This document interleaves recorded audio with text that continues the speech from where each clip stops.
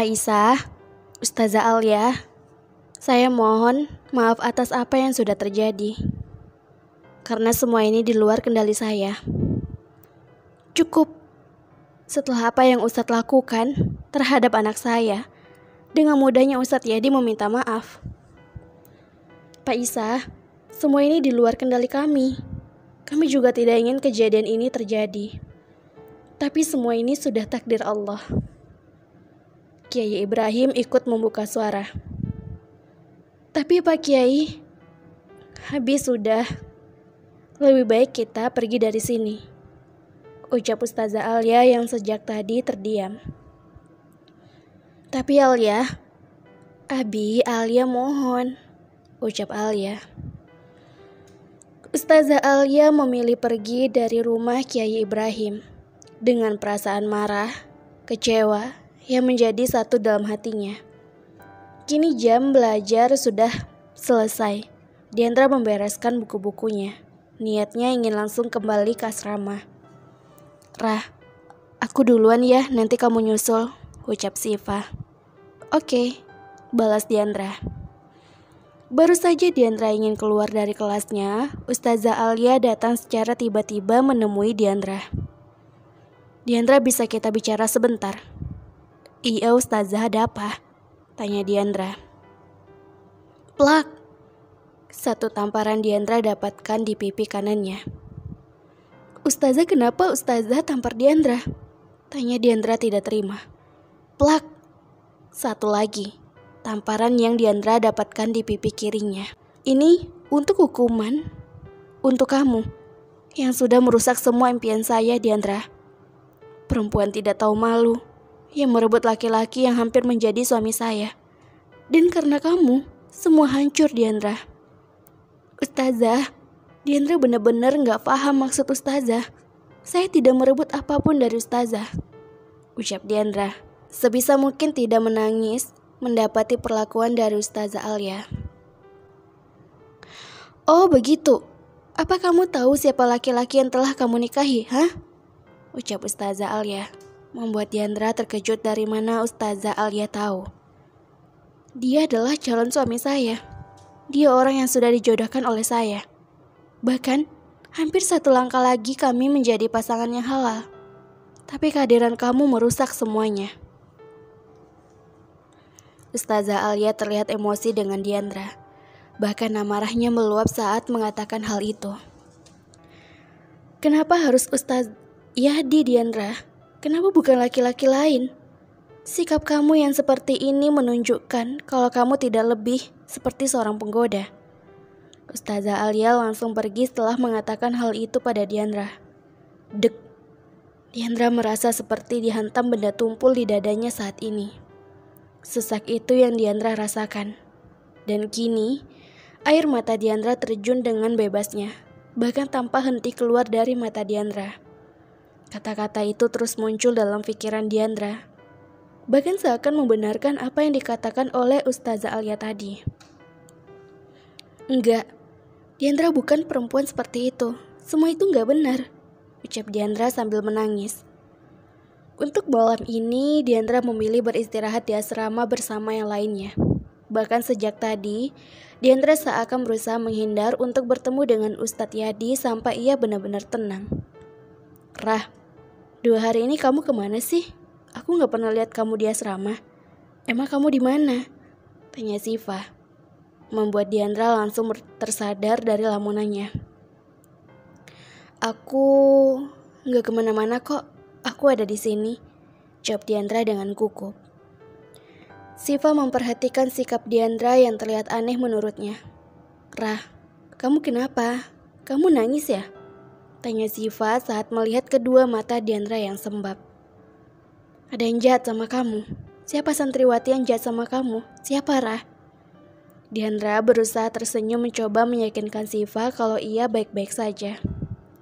Enggak, Fa, aku baik-baik aja. Cuma lagi kangen aja sama keluarga aku. Diandra tidak ingin semua orang tahu tentang masalahnya, sampai harus membuat orang lain ikut terlibat. Sudah larut malam. Tapi Ustadz Yadi masih belum bisa tidur. Pikirannya masih terbayang atas kejadian tadi di mana orang tua Alia terlihat marah. Suara pintu ketuk dari luar memecah lamunan Ustadz Yadi. Yadi langsung bangkit dari duduknya, mungkin itu Diandra yang datang. Ustadz Yadi membuka pintu kamarnya. Bukan Diandra yang datang malam ini. "Kamu belum tidur, Di?" tanya Umi Tusadia. "Belum, Mi. Umi ada apa?" Umi Tusadia bahkan sampai mencari keberadaan Diandra. Sejak tadi, Umi Tusadia tidak melihat Diandra yang kini sudah menjadi menantunya. "Yadi, istrimu di mana? Sejak tadi Umi tidak melihat keberadaan Diandra." Yadi tersenyum lalu menghembuskan nafasnya dengan cepat. "Mungkin ada di asrama, Mi," ucap Yadi. Jujur, bahkan Yadi saja tidak tahu di mana Diandra saat ini. Karena sejak tadi ia juga tidak melihat keberadaan Diandra. "Assalamualaikum." "Umi panggil Diandra," ucap Diandra yang baru datang setelah Aminah memanggilnya. Iya, sebisa mungkin Diandra tetap terlihat tenang di hadapan Umi. Apalagi di ruangan saat ini, bukan saja hanya ada Umi, tapi juga ada Abi dan juga Ustadz Yadi. Entah apa yang mereka bicarakan, yang jelas pembicaraan itu hanya antara Umi dan juga Diandra yang tahu. Selesai berbicara berdua dengan Umi, niat Diandra ingin langsung kembali ke asrama. Tapi kenyataannya Ustadz Yadi malah memanggil Diandra. Katanya ada yang ingin ia sampaikan. Diandra mengikuti langkah Ustadz Yadi, berjalan di belakangnya. Sebenarnya, Diandra belum mau bertemu Ustadz Yadi setelah apa yang terjadi. Apalagi Diandra masih terus teringat oleh ucapan Ustadz Alia. Diandra merasa suasana berubah mendadak kaku. Ustadz Yadi kini duduk tepat di samping Diandra. Bahkan begitu dekat sampai akhirnya kepala Diandra mendarat di dada Ustadz Yadi. Dan satu tangannya mengusap lembut kepala Diandra. Jujur, Diandra terkejut atas sikap yang ditunjukkan Ustadz Yadi. Tapi di sisi lain Diandra benar-benar dibuat nyaman saat ini. "Menangislah dan saya akan mendengarkan semua keluh kesah kamu," ucap Ustadz Yadi. Diandra langsung menatap ke arah Ustadz Yadi. Bahkan Diandra bisa dengan jelas melihat wajah Ustadz Yadi saat ini. "Ustadz," ucap Diandra. Secara bersamaan seakan menurut dengan ucap Ustadz Yadi tadi. Air mata Diandra meluncur bebas dari matanya. Sebenarnya Diandra malu menangis seperti ini. Tapi mau bagaimana lagi sudah terlanjur. Mungkin Ustadz Yadi merasa ilfil saat ini. Tapi Diandra tidak peduli. "Ustadz, sebelum Ustadz menikahi Diandra, apa ada wanita lain yang ingin Ustadz nikahi?" Pertanyaan Diandra sontak membuat Yadi sedikit kaget mendengarnya. Yadi menghembuskan nafasnya dengan cepat. "Iya," balas Yadi dengan jujur. "Apa yang kamu katakan itu memang benar. Tapi kami tidak ditakdirkan untuk berjodoh, maka saya tidak menikahinya," ujar Ustadz Yadi berusaha untuk jujur. Bagaimanapun juga saat ini Diandra adalah istrinya, dan dalam sebuah hubungan kejujuran adalah hal utama bagi Yadi. Semua karena Diandra kan? Pasti Ustadz berpikir Diandra ini perempuan tidak tahu malu, dan Ustadz pasti bakal ilfil punya istri kaya Diandra ini kan? Ungkap Diandra mengeluarkan semua unek-uneknya. Sungguh, Diandra sudah siap jika jawabannya itu adalah iya. Tidak, justru sebaliknya. Mau tahu apa alasannya? Diandra mengangguk cepat. "Karena saya yakin takdir Allah yang terbaik untuk saya. Karena apa yang manusia inginkan belum tentu yang terbaik menurut Allah. Tapi apa yang Allah takdirkan untuk kita sudah pasti itu yang terbaik bagi kita," jelas Ustadz Yadi. Setidaknya Diandra merasa tenang saat ini, dan semua yang mengganjal dalam hati Diandra semua terasa sirna seketika. Jadi, Ustadz yakin dengan Diandra. Yadi tersenyum, sambil terus mengelus lembut kepala Diandra. "Diandra, nothing is impossible.